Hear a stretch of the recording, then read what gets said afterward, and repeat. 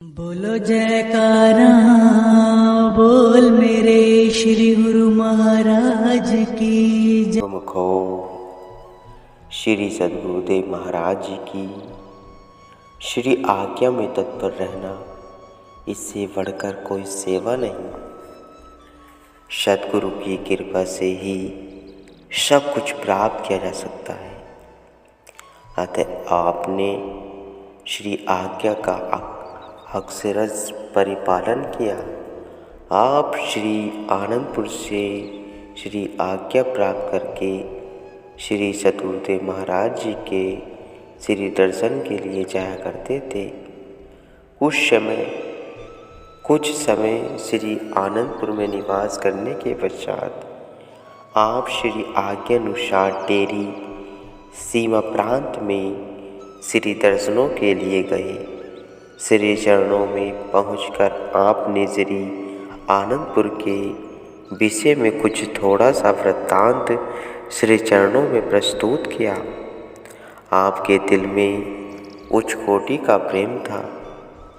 एक बार रात्रि समय टेरी में एक चौबारे पर आप श्री सद्गुरुदेव महाराज जी के श्री चरणों में उपस्थित थे।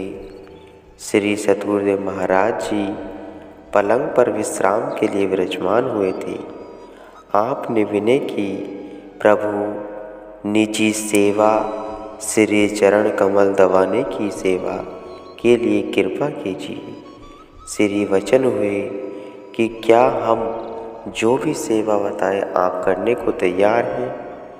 आपने विनय की कि श्री कृपा की आवश्यकता है।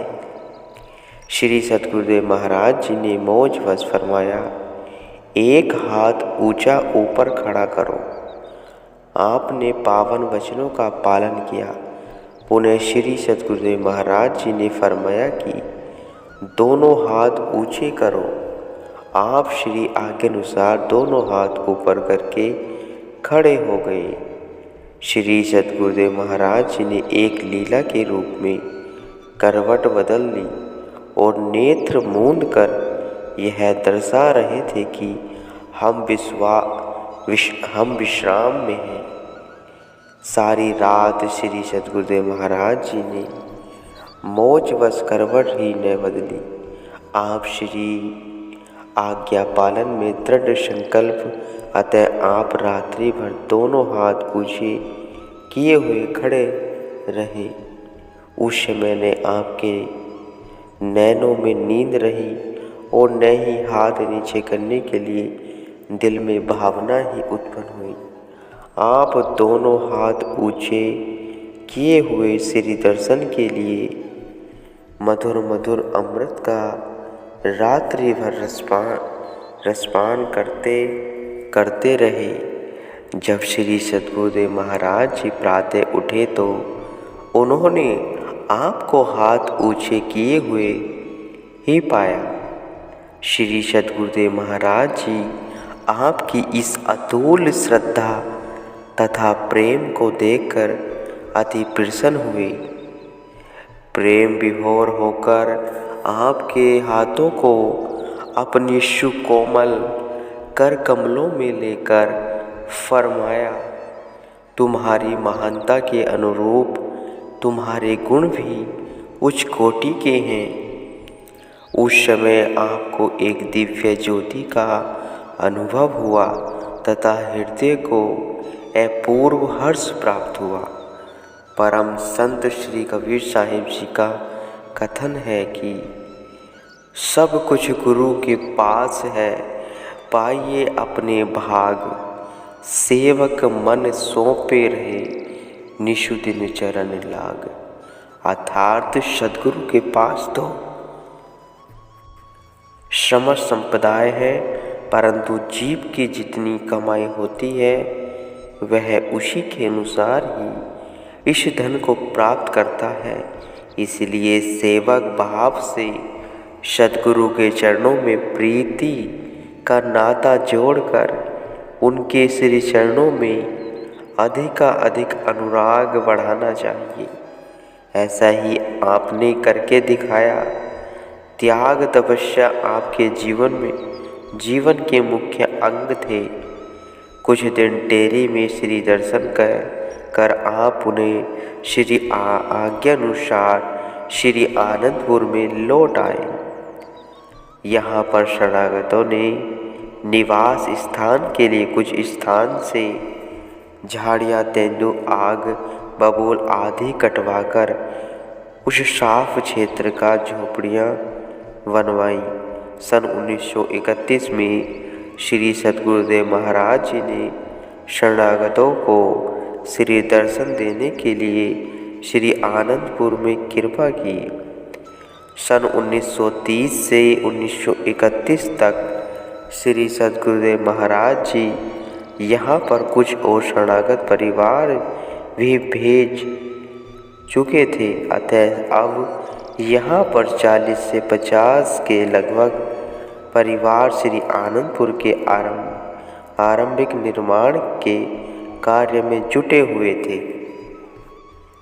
सन 1931 में जब श्री सद्गुरु महाराज जी श्री दूसरी वात्साई जी यहाँ प्रथम बार पधारे तो सब भक्तजनों ने मिलकर श्री चरणों में विनय की कि प्रभु, यदि कुछ भक्तजन अलग अलग जगहों पर रहकर चक आबाद करें तो आशा है कि शीघ्र ही हरियाली के चिन्ह सब जगह दिखाई देने लगेंगे।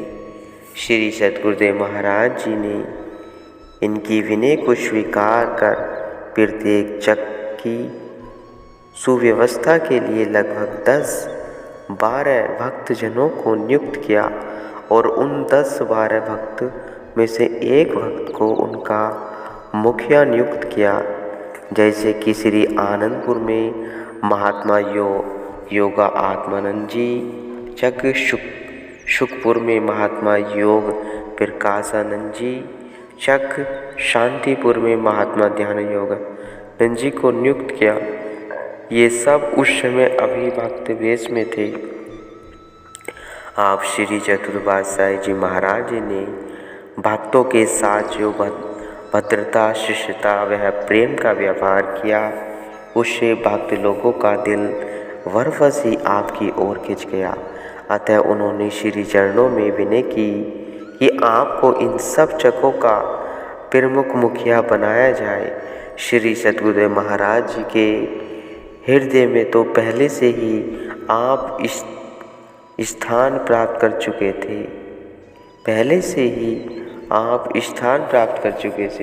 चुके थे। अतः उन्होंने भक्तों की विनय को स्वीकार कर आपको इन सब जगहों का प्रमुख प्रबंधक बना दिया। आप उस समय भक्त वेश में थे। इससे 3-4 मास पश्चात श्री सद्गुरुदेव महाराज जी श्री दूसरी वात्साई जी स्थान भकड़ेड़ वाली जिला लायलपुर में विराजमान हुए थे। आप श्री आनंदपुर स्थान वह भकड़ेड़ वाली में श्री दर्शन के लिए गए। वहाँ पर श्री सद्गुरुदेव महाराज जी की मौज आँख को साधु वेश प्रदान करने की हुई। उन्होंने जिस कार्य की पूर्ति के लिए अभी तक आपको साधु वेश में प्रदान किया था, वह यह कार्य श्री आनंदपुर खरीदने का था। अतः इस कार्य को पूरा होने के पश्चात श्री मौज के अनुसार श्री सद्गुरुदेव महाराज जी ने भकड़ेड़ वाली में सन 1931 में आपको साधु वेश प्रदान कर आपका शुभ नाम श्री स्वामी वेदांत आनंद जी रखा। श्री सद्गुरुदेव महाराज जी श्री दूसरी वात्साई जी ने अपने कर कमलों में आपका हाथ लेकर फरमाया कि ये हमारे दिल के टुकड़े हैं। यह है कि वे अंत आप कुछ दिन भकड़ेड़ वाली में श्री दर्शन कर श्री आज्ञा अनुसार श्री आनंदपुर लौट आए। आप कभी कभी श्री आनंद और आज्ञानुसार लक्की, मरवत, डेरा इस्मल्ला का डाक तथा कुलाची सीमा प्रांत में जाते तथा वहाँ से सेवा ले आते, जिससे श्री आनंदपुर के शरणागतों की पूर्ति करते थे। जब आप शिवा प्रांत में जाते तो कितने ही प्रेमी श्रद्धालु आपको अपना गृह पवित्र करने के लिए विनय करके ले जाते और अपने भाग्य मनाते थे। एक बार एक भक्त जी ने आपको अपने गृह में भोजन कराने के लिए प्रार्थना की। आप उसकी विनय कर उसके घर गए। उस भक्त जी के लड़के को तपेदिक की बीमारी थी। वह इतनी उग्र हो चुकी थी कि डॉक्टरों ने उसे असाध्य बताकर जवाब दे दिया था कि अब इसकी चिकित्सा नहीं हो सकती।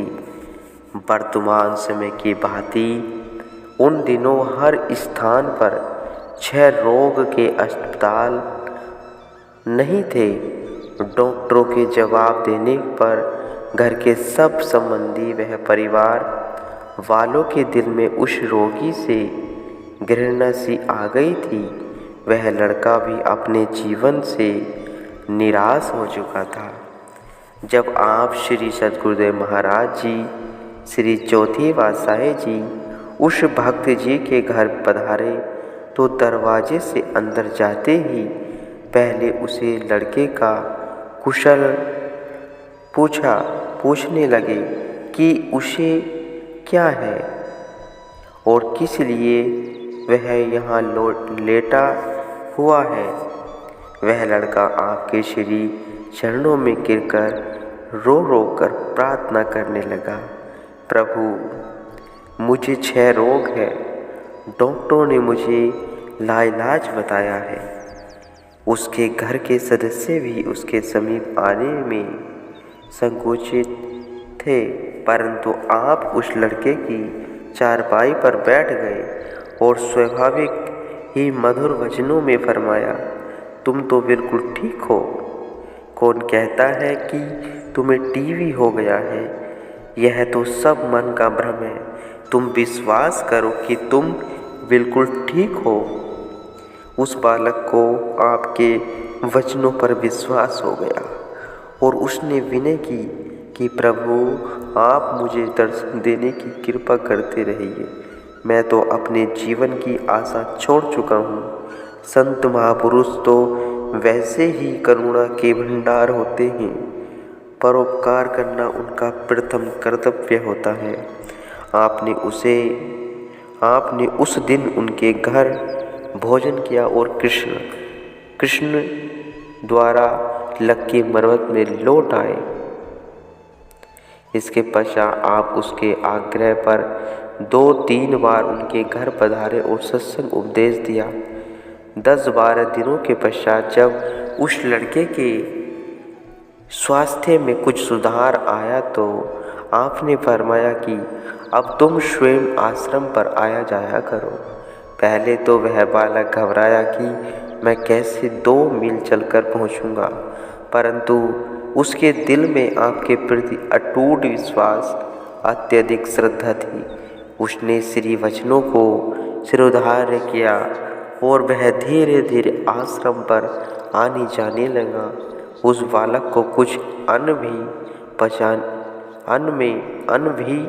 पचने लगा। जब आश्रम पर आता तो आप कोई न कोई सेवा उसके जिम्मे लगा देते थे। आप तो कुछ दिन पश्चात वहाँ से श्री आनंदपुर लौट आए, परंतु वह लड़का आश्रम में सेवा करते हुए 2-3 मास बाद पूर्ण स्वस्थ हो गया। एक दिन बाजार में जाते हुए वही डॉक्टर जिसने उस लड़के को लाइलाज बताया था उसे मिला। डॉक्टर ने लड़के से पूछा, क्या तू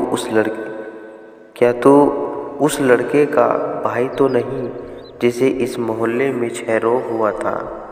लड़के ने कहा जी हाँ। फिर डॉक्टर ने पूछा, तुम्हारा वह भाई जिसे 6 रोग हो गया था वह मर गया है क्या या जीवित है? उस लड़के ने कहा कि वह लड़का मैं ही हूँ। डॉक्टर को विश्वास नहीं आया। उसने कहा कि अरे तुम तो पहचाने भी नहीं जाते। तुमने कहाँ से इलाज कराया? उसने उत्तर दिया, डॉक्टरों की दवा से संतों की दुआ कहीं अधिक प्रभावशाली होती है। उस लड़के ने आप श्री स्वामी जी, श्री चौथी पातशाही जी का नाम बताया कि जिससे डॉक्टर अत्यधिक प्रभावित हुए और मंत्र मुग्ध होकर रह गया। आप तो कुछ दिन वहाँ रहकर पुणे श्री आनंदपुर लौट आए थे। श्री सद्गुरुदेव महाराज जी ने आपको चकों का प्रबंध बनाया था। उस समय श्री आनंदपुर तथा अन्य चकों की भूमि बंजर, उजाड़ वह घने वन के रूप में थी।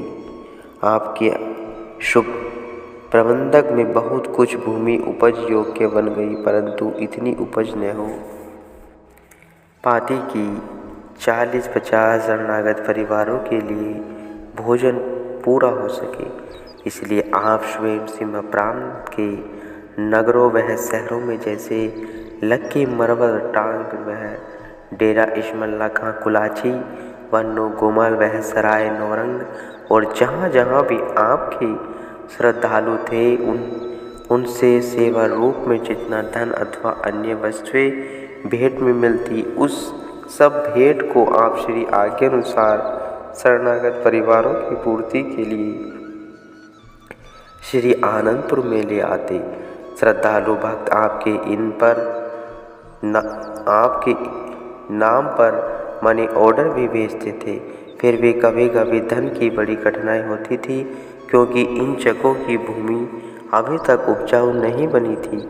आपने कभी भी इन कठिनाइयों का वर्णन श्री सद्गुरुदेव महाराज जी के सम्मुख ने किया, अपितु इन कठिनाइयों को हंस हंस कर सहन किया।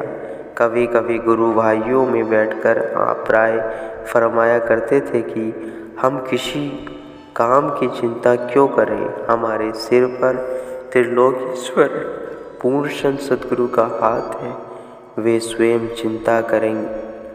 चिंता करेंगे, हमारा कर्तव्य तो कर्म करना है। गुरुमुखो।